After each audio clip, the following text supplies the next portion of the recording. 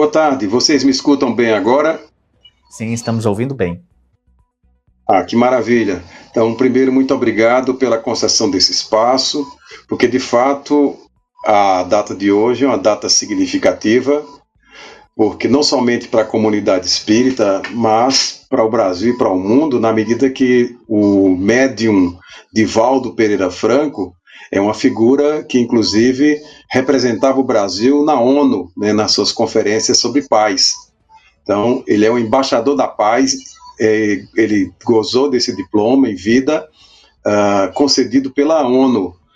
Divaldo é uma figura que marca a história não somente da doutrina espírita, mas da divulgação do evangelho e também do movimento pacifista. Haja vista o seguinte: Divaldo, como médium, ele chegou a psicografar 350 obras, né? E obras de espíritos diversos, em línguas diversas, porque ele era uma pessoa relativamente simples, nasceu em Feira de Santana em 5 de maio de 1927, portanto, Divaldo, agora há pouco, celebrou os seus 98 anos, continuava completamente lúcido, mas o seu corpo físico não resistiu a um câncer de bexiga que se iniciou em dezembro do ano passado. Então, Divaldo é uma figura que marca, enfim, a história do pensamento, pela sua produção, e não somente por isso, não somente pelas obras psicografadas, mas também pela sua obra social, a Mansão do Caminho, lá em Salvador, uma instituição que ele criou dentro da favela, do bairro, né, que a gente chama hoje de comunidade de Pau da Lima, uma comunidade muito pobre, e ele construiu praticamente uma cidade ali dentro, em que oferecia vários serviços gratuitamente, até mesmo maternidade, parto natural, escola, padaria. Eu estive lá na Mansão do Caminho em Salvador, visitei a instituição e pude constatar em loco o quanto o trabalho de Divaldo alterou a comunidade de Pau da Lima. Para se ter uma ideia, as pessoas deixavam no portão da Mansão do Caminho crianças abandonadas, bebês em caixas de sapato, bebês até com má formação, lábio leporino. Divaldo adotou cerca de 700 crianças. A criança chegava lá, sem pai, sem mãe, ele ia a cartório e registrava como se fosse o pai. Então, muitos que estão lá, passaram por lá, hoje são médicos, são pessoas que moram até no exterior, e graças ao trabalho, à caridade, né, que Divaldo pôde exercer. Além disso, Divaldo ele vinha mantendo lá em Salvador, em várias partes do Brasil e do mundo, um programa chamado Você e a Paz. Ele reunia em praça pública artistas e fazia uma campanha pacifista. Então, por exemplo, Ivete Sangalo, Carlinhos Brau, Nando Cordel e outros artistas graciosamente se apresentavam, e Divaldo sempre fazia junto a eles uma conferência exatamente exaltando a importância da tolerância e da paz. Eu queria saber também de você como foi a passagem dele por aqui, por Campina Grande, ele que já palestrou no MIEP. Veja, ele já teve a Campina Grande em diversas ocasiões. Vou recordar algumas delas nas quais estive presente. Mas Divaldo, ele é um conferencista, como eu disse, ele chegou a fazer 11 mil conferências em todo o mundo, falou na ONU diversas vezes, falou praticamente em quase todos os países da Europa, falou em todos os continentes. Então é uma marca notável, né, que ele alcançou. Imagine fazer 11 mil conferências por todo o planeta. E aqui em Campina Grande, por diversas vezes, Divaldo esteve aqui. Vou recordar algumas. Em 1980, ele inaugurou a sede própria da Associação Municipal de Espiritismo, lá no Catolé.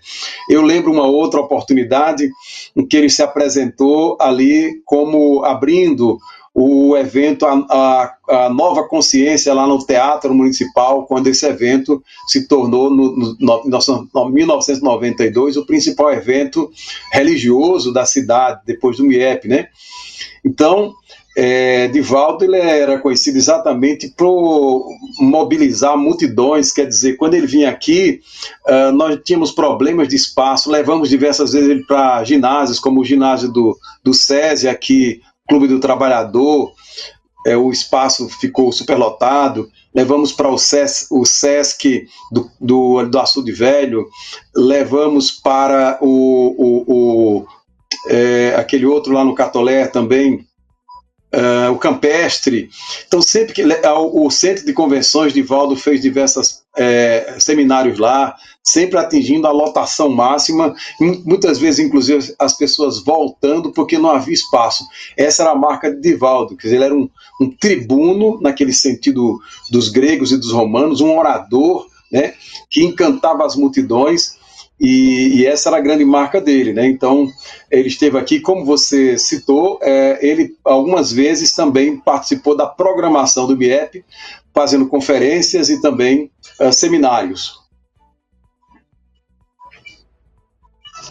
Qual o impacto que ele proporcionou àqueles que seguem o Espiritismo e também que falta, digamos assim, ele vai fazer agora com sua partida?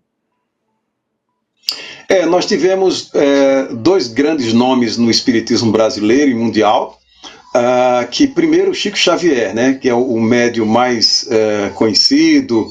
A produção de Chico Xavier também está bem acima da de Divaldo. Chico Xavier ultrapassou as 500 obras psicografadas, e Divaldo aí ficou em torno de 350, então com certeza ele já está fazendo falta, porque diferentemente de Chico Xavier, Divaldo não somente era um médium psicógrafo, mas também ele era um tribuno, ele era um conferencista, então viajava muito, né? Participava de eventos espíritas e não espíritas. Divaldo alcançava, sobretudo, os chamados simpatizantes, ou seja, pessoas que não são espíritas, mas admitem a reencarnação, admitem a comunicabilidade dos mortos com os vivos. Divaldo, muitas vezes, teve a oportunidade de receber cartas de pessoas que se foram e que voltaram a consolar a família, né, cartas autênticas, cartas altamente convincentes, porque traziam detalhes que só a família conhecia. Às vezes as famílias tinham que fazer pesquisas em cartório para confirmar informações que vinham nessas cartas psicografadas. Então, com certeza, ele cria essa lacuna, mas o movimento espírita, como admite a sobrevivência do espírito, ou seja, para nós espíritas, ninguém morre. Divaldo, portanto, ele apenas perdeu o corpo físico. Esse corpo que ele usou nessa existência se esgotou. Imagine, 98 anos, né, bem vividos, lúcidos.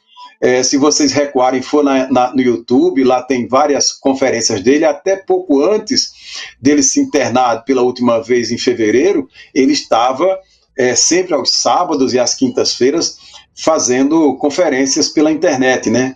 Então, para ter uma ideia de que o ser humano, quando saudável e quando com disposição de fazer o bem, ele tem uma vida longeva, né? Foi o caso de Divaldo. Então, a falta que ele vai fazer é grande, mas como nós espíritas admitimos a sobrevivência do espírito, Divaldo mudou de dimensão, ele agora está lá, né, junto com outros que fizeram bem à humanidade, nas mais diversas religiões, e com certeza, quando houver oportunidade, ele deve aparecer, digamos assim, dar sinal de que, de fato, passou pela morte e continua existindo.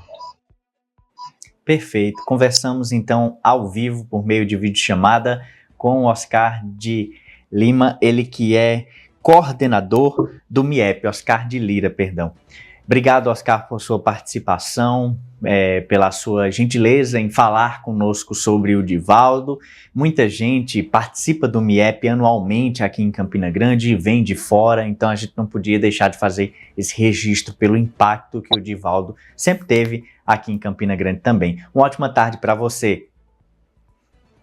Eu que agradeço, só queria, como última coisa, recomendar esta biografia de Divaldo, escrita pela jornalista Ana Landi, né?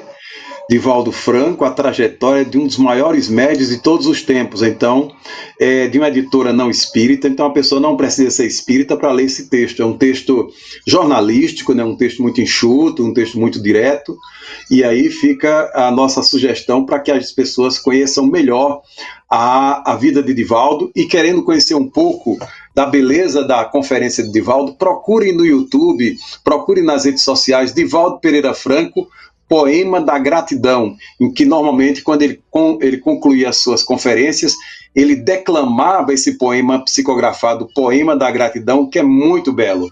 Muito obrigado a todos e tenham uma semana de paz.